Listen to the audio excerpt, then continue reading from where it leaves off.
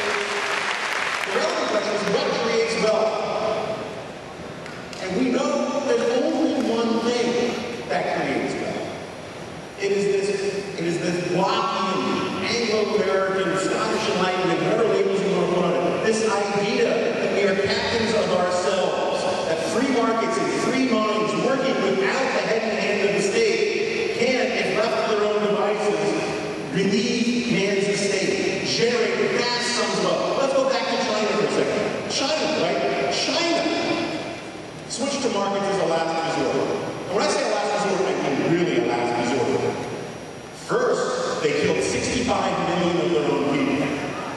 And when that didn't work, they're like, damn, let's try markets. And boom!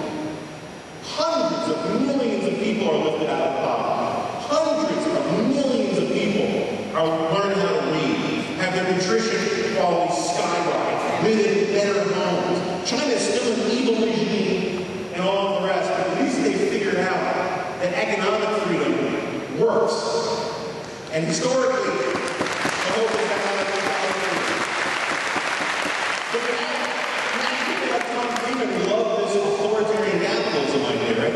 And so they look at China, and they look at authoritarianism has immiserated people for thousands of years, right? And Tom Friedman watches this. He watches them kill 65 million of their own people and then switch the markets and all this stuff happens. And Tom Friedman's response is, wow, it must have been the authoritarianism. There is the problem with the free market, the problem with capitalism, free enterprise, is that while it is the best system ever conceived of by mankind for peaceful, cooperative generation of wealth and prosperity, it doesn't feel like it. It just doesn't feel like it. And there are always going to be people who think that somehow we could just get away from this alienating, mean-spirited capitalism towards this better thing over there, whether it's fascism, communism, socialism, or Europeanism, or wherever it is, everything will be better. And so they're always looking to get that thing, to have the hole in their soul filled up by politics, to get their meaning from politics. And they're always going to be out there, and they're always going to outnumber you. Because generally speaking, most people don't think seriously about politics unless they have to. And there are a lot of people here I know who didn't get involved in this until very recently when they looked out my window and were like, holy crap, where'd my country go? And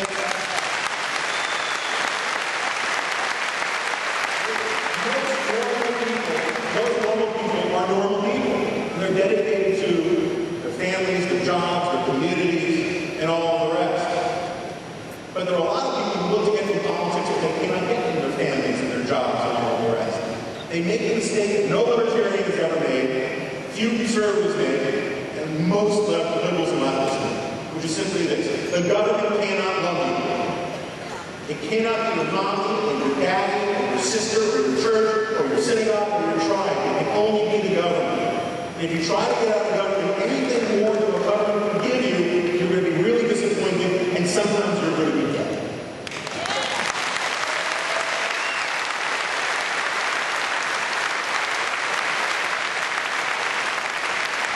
So the reason you should be happy warriors is because you are in such a good fight. You are in the best fight, the most noble fight. You are on the side, not just of the abstractions of freedom and liberty and the American way and all the rest. You are on the side of the quantifiable, empirical, proven system that has relieved more suffering in the world than any other system ever.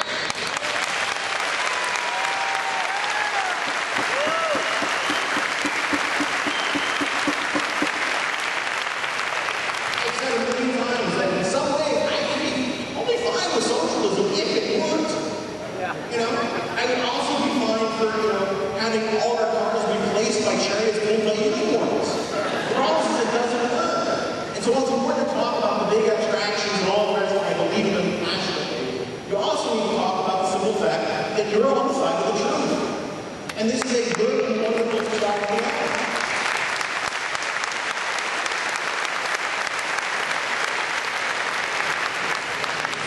And the point is, it's never going to end. I know a lot of conservative groups, a lot of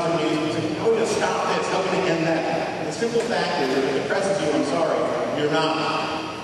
All you can do is keep these forces at bay for your generation and maybe for your kids. It's an eternal fight. Now, one of my favorite stories is the story of a physicist who's explaining the nature of the universe to a big lecture hall. And at the end of the lecture, a little old man stands up and says, "This is a fascinating talk, but I must tell you, we've gotten it wrong. The Earth, in fact, sits on the back of a giant turtle." And the class laughs, and the professor chuckles, and decides to humor him. He says, "Okay, well, what's that turtle standing for?" The old man says, "Another turtle." And now the professor's getting fed up and all the rest, and says, "All right, so what is that?" And the old man cuts him off. And he says, "Let me help you out. It's turtles all the way down." This fight of freedom and justice versus statism and collectivism is turtles all the way down. It is forever. Which is why, as important as it is for you guys to show up here tonight and do what you do and attend these rallies, you got to take that same spirit outside of here and keep up the good fight.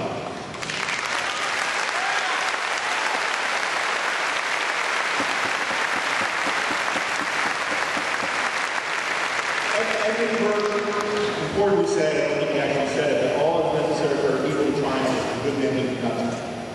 All that is necessary for socialism to triumph is for you guys to do nothing.